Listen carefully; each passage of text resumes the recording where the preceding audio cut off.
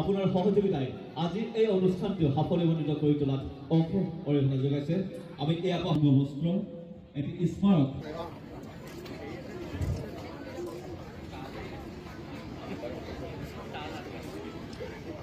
হাত চাবটো সৰু হৈছে অলপ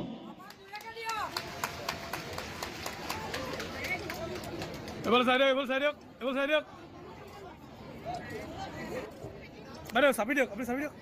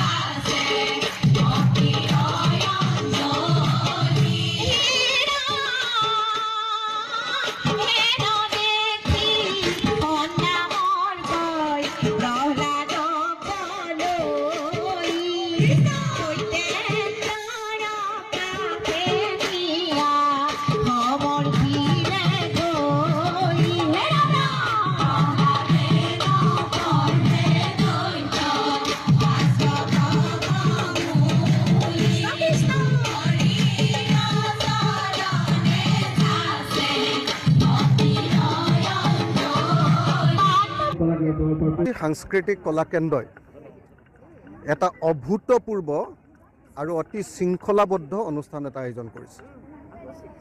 10,000 গৰাকী আমাৰ মহিলাৰ বিহা নামৰ এই যি পৰিৱেশন এইটো সঁচাকৈ অভূতপূৰ্ব আৰু সমগ্ৰ অসমীয়া জাতিক মানে চমক লগাই দিব পৰা ধৰণৰ এটা কথা।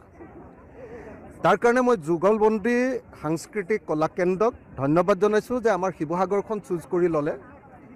আমি নিজেই ইমান ডাঙৰ এটা পাৰ্টি চলাই আছোঁ বা এজন বিধায়ক হিচাপে ইমান ডাঙৰ এটা অনুষ্ঠান পাতিবলৈ সাহস নকৰোঁ। যিটো যুগলবন্দী কলা কেন্দ্ৰই 1 টকাও চৰকাৰী সাহায্য নোহোৱাকৈ এই কামটো কৰিলে। 1 টকাও সাহায্য নোহোৱাকৈ তেখেতসকলে এই কামটো কৰিছে, চৰকাৰী সাহায্য নোহোৱাকৈ। এইটো অভূতপূৰ্ব ঘটনা। মই নিৰ্মলা দাস বাইদেউকে ধৰি এই অনুষ্ঠানৰ লগত জড়িত প্ৰত্যেকগৰাকী উদ্যোক্তাক মোৰ হৃদয়ৰ পৰা গোটেই শিৱসাগৰবাসীৰ হৈ ধন্যবাদ আৰু কৃতজ্ঞতা জনাইছোঁ যে তেখেতে ইমান ধুনীয়া অনুষ্ঠান এটা আমাৰ এই পিয়লি ফুকন ষ্টেডিয়ামত অনুষ্ঠিত কৰিলে। আৰু ষ্টেডিয়াম কৰ্তৃপক্ষকো মই ধন্যবাদ জনাইছোঁ যে তেখেতসকলে ঠাইখিনি দিলে আৰু ইমান ধুনীয়া অনুষ্ঠানটোত যিসকল উদ্যোক্তাই সুন্দৰভাৱে এই অনুষ্ঠানটো আয়োজন কৰিলে মই তেখেতসকলক সকলোকে কৃতজ্ঞতা জনাইছোঁ, ধন্যবাদ জনাইছোঁ আৰু আশা কৰিছোঁ আমাৰ যি শংকৰী পৰম্পৰা সেই শংকৰী পৰম্পৰাই এই ঘটনাই আৰু এই পৰিৱেশনে এই দিহানাম পৰিৱেশনে আমাৰ এই শংকৰী পৰম্পৰাক আৰু অধিক সবল কৰিব। মই সকলোকে অভিনন্দন আৰু শুভেচ্ছা জ্ঞাপন কৰিছোঁ।